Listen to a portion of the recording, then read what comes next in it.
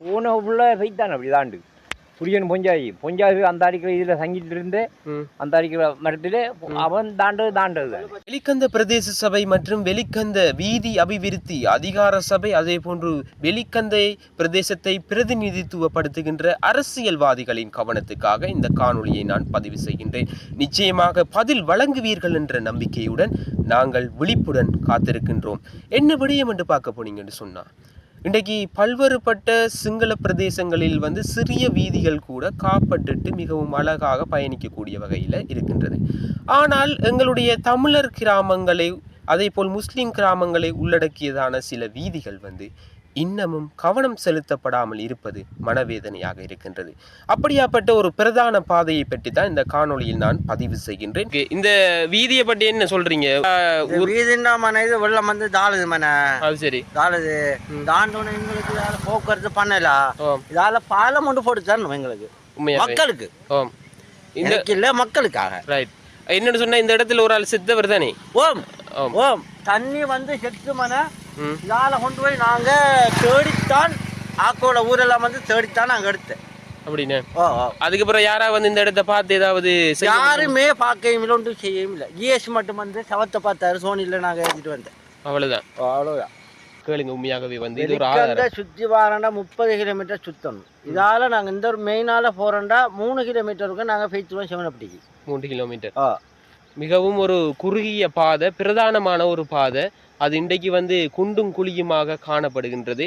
இதனை புனர் நிர்மாணம் செய்து அது புனரமைத்து தருமாறு அன்பார்ந்த வீதி அபிவிருத்தி அதிகார சபை மற்றும் வெலிக்கந்த பிரதேச சபை அதே போல இங்கே இருக்கின்ற மக்கள் பிரதிநிதிகள், அரசியல் சார்ந்த மக்கள் பிரதிநிதிகளிடம் எங்களுடைய மக்கள் கோரிக்கை விடுக்கின்றார்கள்.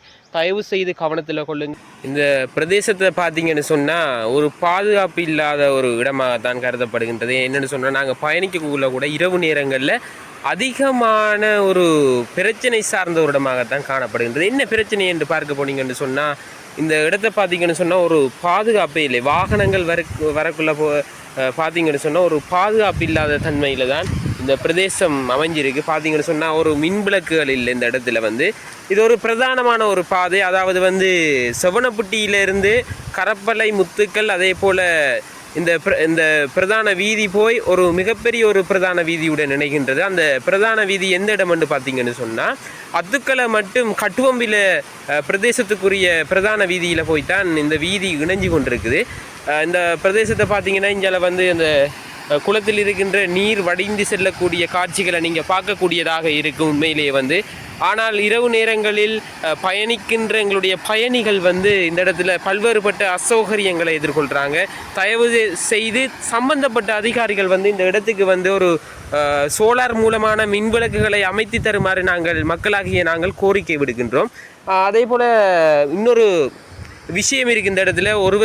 எங்களுடைய சகோதரர் ஒருவருடைய உயிர் கூட கடந்த காலங்களில் இந்த இடத்துல பறி போயிருந்தது. அந்த வெள்ள நாட்களில் இந்த வெள்ள நாட்கள் வருகின்ற பொழுது இந்த வீதியால் பயணிக்க முடியாத நிலை.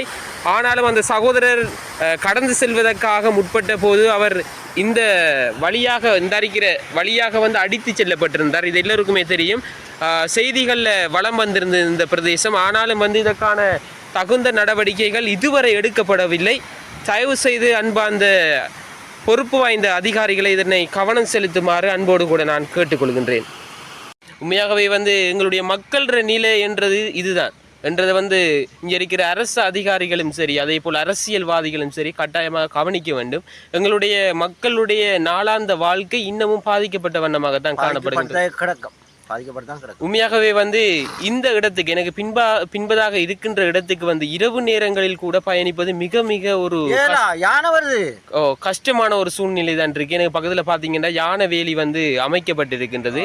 ஆனாலும் இதுக்குள்ளால பயணம் செய்யக்கூட எங்களுடைய மக்கள் மிகவும் அச்சத்தோடு தான் பயணம் செய்வதை அவதானிக்கக்கூடியதாக இருக்கின்றது. தயவு செய்து உரிய அதிகாரிகளை இந்த இடத்துக்கு இரவு நேரங்களில் பயணிப்பதற்கான ஒரு சோலார் பொருத்திய மின் விளக்குகளை அமைத்து தருமாறு கேட்டுக்கொள்கின்றோம். அதே போல் இந்த வீதியை புனர் நிர்மாணம் செய்து தரும்படியும் அன்பாக கேட்டுக்கொள்கின்றோம். இது எங்களுடைய குரல் அல்ல, மக்களுடைய குரல்.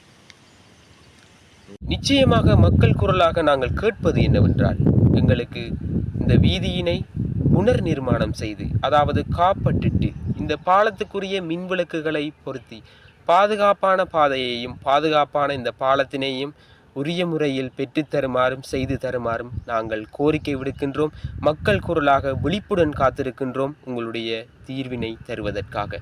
நன்றி.